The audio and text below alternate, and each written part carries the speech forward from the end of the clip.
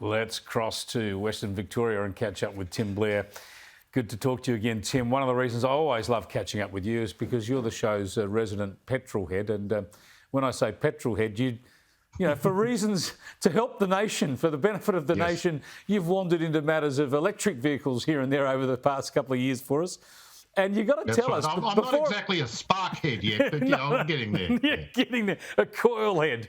But before we roll the tape and show people, we're just going to tell us about this latest development in electric vehicle technology.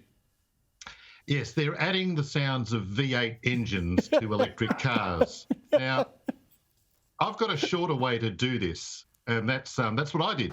Just go out and buy one. Buy a V8. They're everywhere.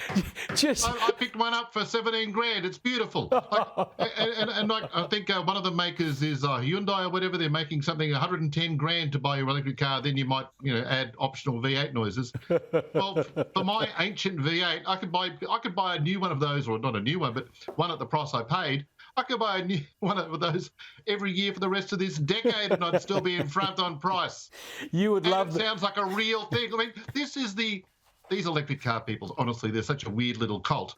But this is the Milli Vanilli of cars. When you're adding sound that's fake and wrong. The Milli Vanilli of cars. Play the clip. Let's have a look. This clip is fantastic. You got to play this. Here it is. Here is the Ford Milli Vanilli. This is a brand new Ford Lightning electric vehicle. Now, how did they get the V8 sound?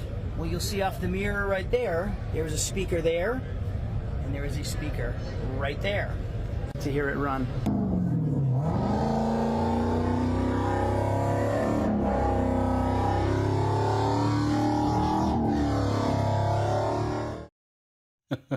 I wonder if you can just forget the electric cars. I wonder if you can just bolt those speakers onto your Daihatsu.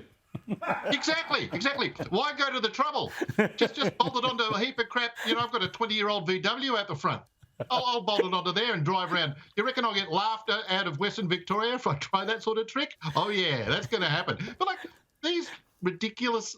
They go to so much trouble to avoid being a petrol-powered, loud, antisocial, awful planet destroyer, and then they add all the sound effects. Well, I think it's handy to hear them for safety because they're kind of dangerous. They sneak up on you, but they should have that Lost in Space thing, just going danger or something. You would love... They have so little imagination. Their only idea is add engine noises. Why not add like a maritime foghorn or a flock of turkeys or something like that?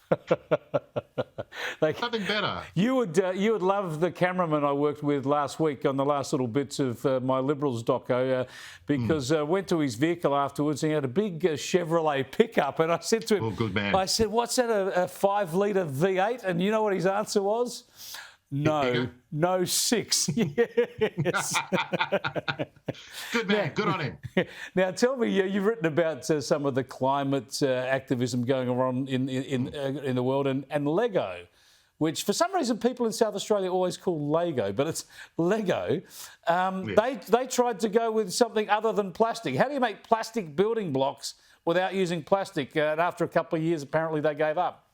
Yeah, well, the tactic was they wanted, being good corporate citizens and Danish and therefore, a bit inclined towards being environmental. Lego spent hundreds of millions of dollars trying to make recycled versions of their little famous blocks. And we're seeing some of them now. And they couldn't do it. Now, to all the people who say, we can just easily convert the whole world, we can decarbonise the economy. Well, Lego tried it with those. And they couldn't. They didn't work properly. They didn't stick and unstick like proper Lego blocks.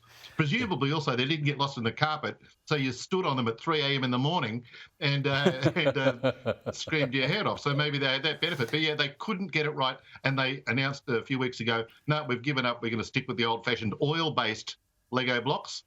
And they're going to keep going that way.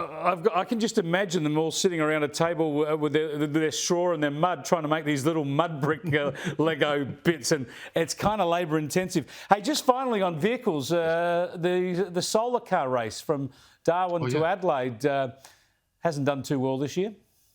No. Now, we've always wondered. The big theological question of our time is what's more powerful, solar or wind? Well, it turns out wind. Wind blew these little, insect. Look, there's one. Couldn't handle the wind. They draw power from the sun, but like I've never heard of a drive into South Australia or the other direction to the MT being delayed in a normal vehicle because of a bit of a cross breeze. These things just couldn't cope, and they had to call the race off early, even though there was plenty of sun. Yeah. They just another example of as we always say, nothing green ever works. Yeah, so it started off as the Adelaide to Darwin race. It ended up being Adelaide to Newcastle because of the wind. Bit of a misdirection. Yeah. They need heavier drivers. That's the only problem. Get some big guys in there. Come on, I'll do it. Yeah, I'm on there. I can volunteer. I'll wait one down. Also, I'm 5'11", so I can do it. Jeez. We're all 5'11" now if we got the right boots. Thanks for joining us, Tim. We'll catch you next week. Tim Blair, you can read his stuff at his blog via the Daily Telegraph website.